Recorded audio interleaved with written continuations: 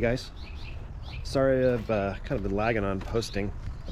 I bought a bead blaster, a media blaster to do all the little parts for the charger, and been setting that up and getting my air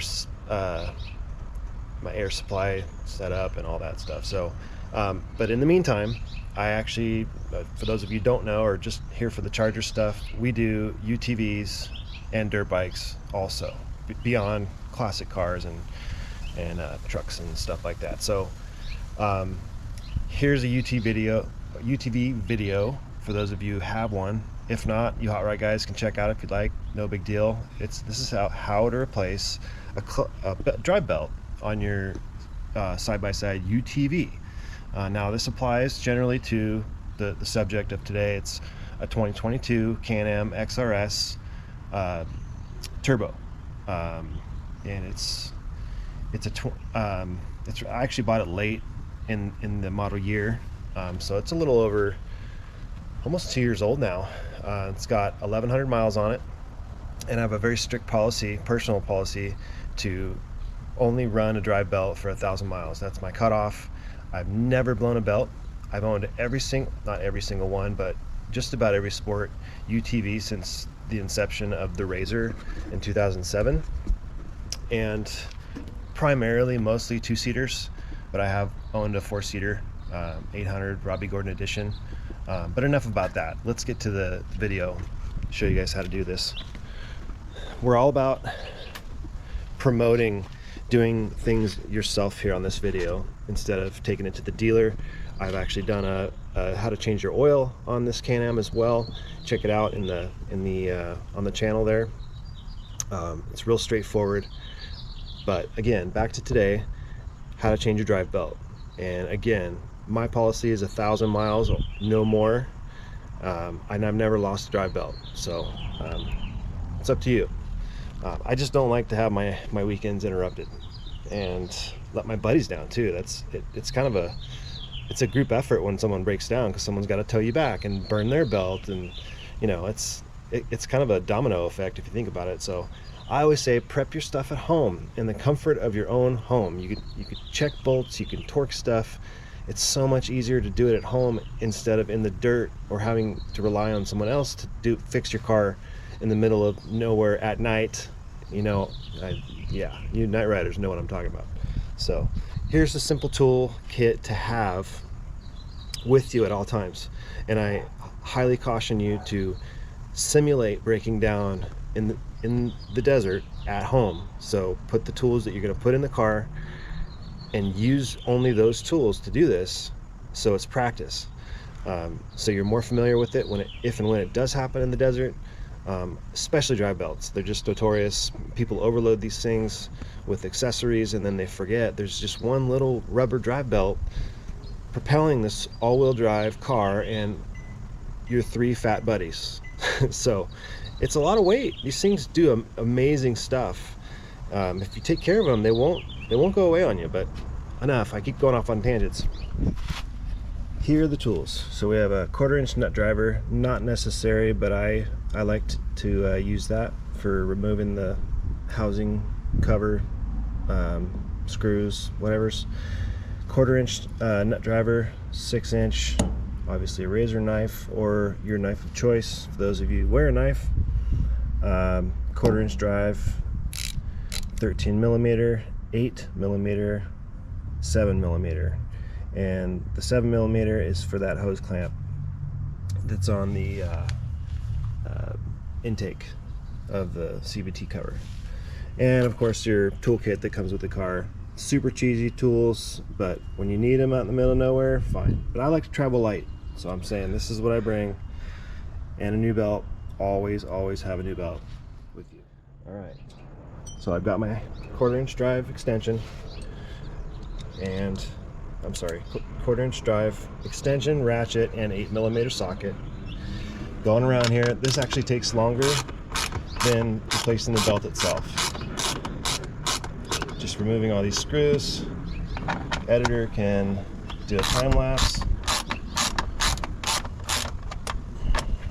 Get them all loose until you can remove them by hand. if you want to get real fancy, I don't recommend it, but if you're racing or something and you want to have electric tools on board, a little battery powered impact will make this fast. But I don't recommend reinstalling the cover with it, only because these are like wood screws pretty much, but they go into plastic. So if you over tighten them, they will strip, and you'll have one less bolt holding your cover on.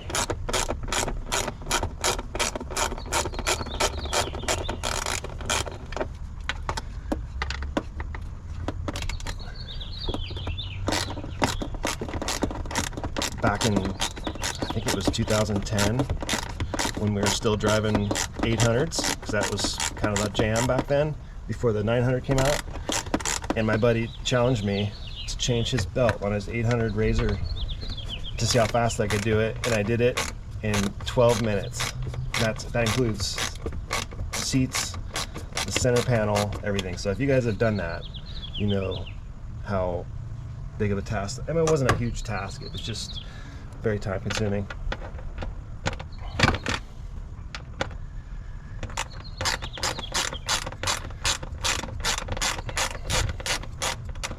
Yeah, you really don't need this long extension, especially if your car's on a trailer like mine. It's right in your face.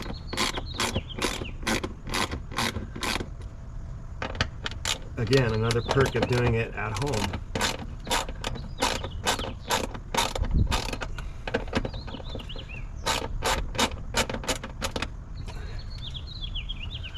I'm gonna have to block the shot on it.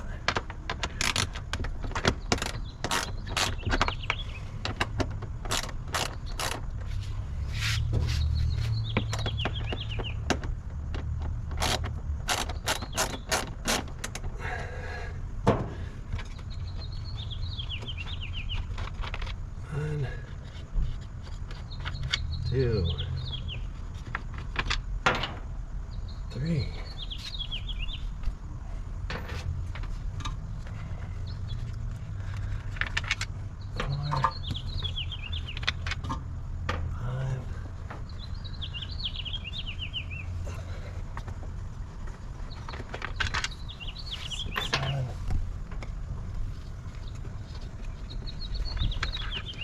Eight, 9,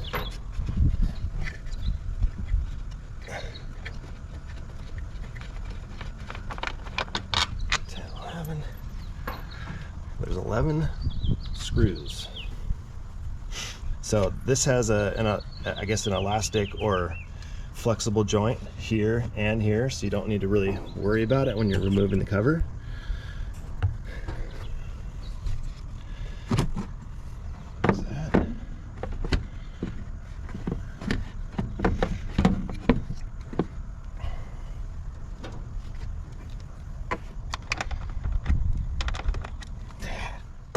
Alright, so I lied to you a little. Adding a 7mm socket.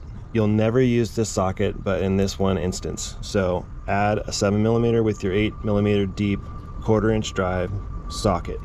Only to undo this guy right here. You can also substitute for a flathead screwdriver. That's fine. Most likely in a Leatherman. Something like that would be real easy to do.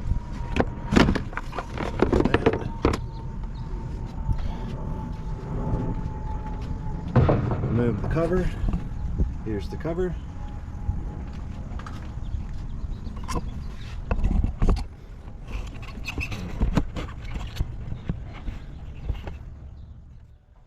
Now, some of you guys might get mad about this and say, wait, don't cut that.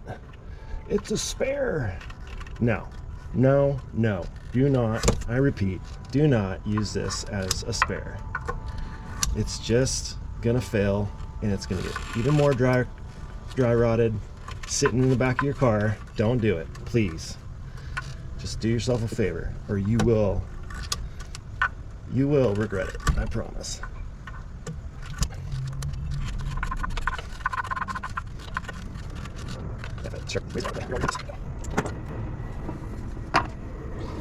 Yeah, these belts are expensive, but trust me, you're not going to use it, and I don't want you to use it, so stop it.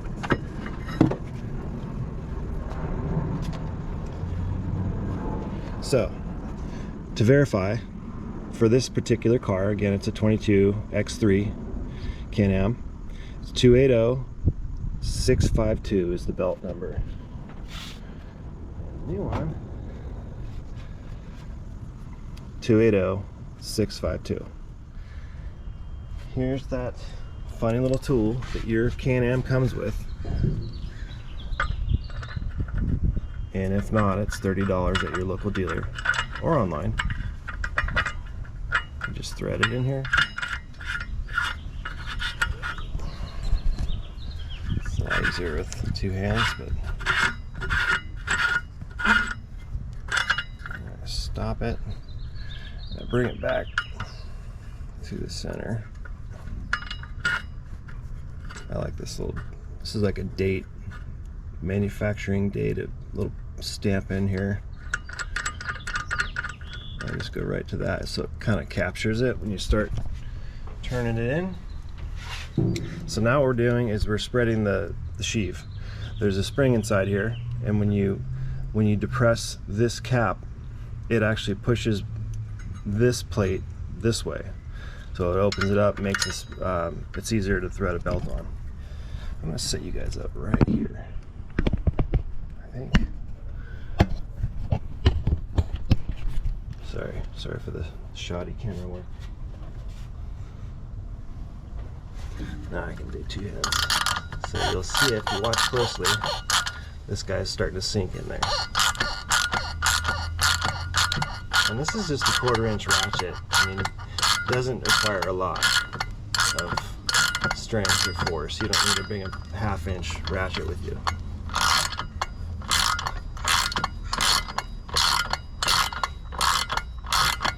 Go in. You don't need to go all the way.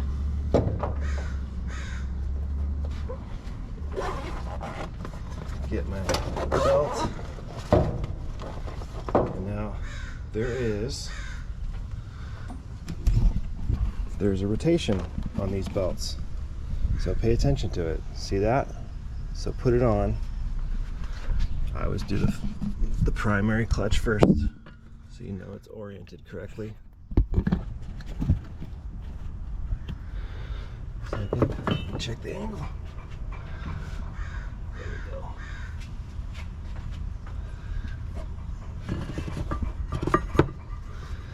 And you can go from the bottom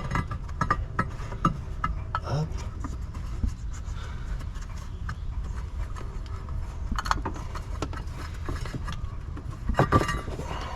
Try the belt back. I might have to go in a little more.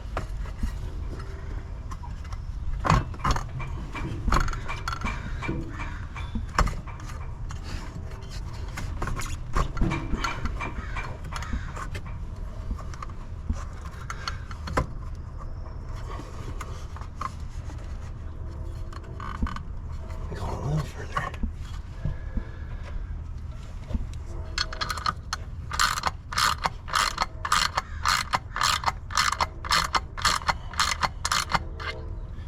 Just makes it easier. Don't be in a hurry.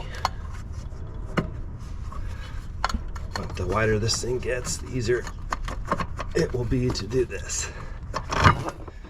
So now that you got it on,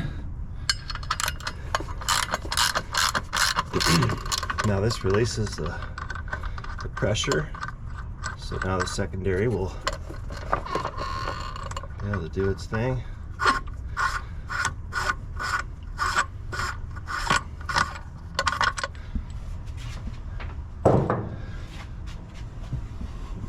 That's it, and you're good to go.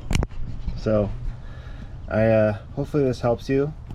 I would assemble the cover and tighten everything back down, but I think that would bore you. But let me know in the comments what you want to see on these cars. We do these cars, we do them a lot, so take care of them, maintain them, and drive the hell out of them. So, by the way, this is what the 6-inch extension's for. And the nut driver. It's just easier to drive them in, and then this way you won't over tighten them. trust me, you don't need to be tighter than that. But I know I wasn't going to show this to you, but now you have to watch it, because I forgot about the extra tools and the why.